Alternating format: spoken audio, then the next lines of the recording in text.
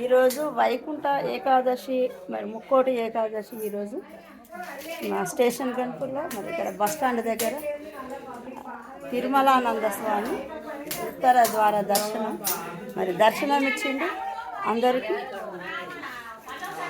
ఆ దేవదేవుని అమ్మవారి దీవెనలు ప్రతి ఒక్కరికి ఉండాలి అని నేను మనస్ఫూర్తిగా కోరుకుంటూ నిర్మల ఆమచ.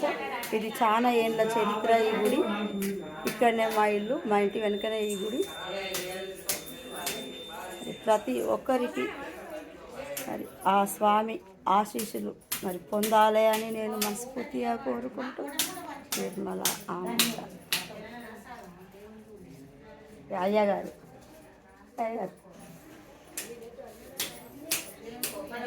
చెప్పారు ఇక్కడ దేవుని ఏదన్నట్టు.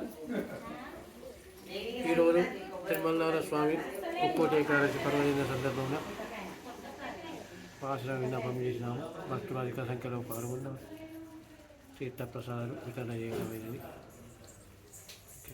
స్టేషన్ గన్పూర్లో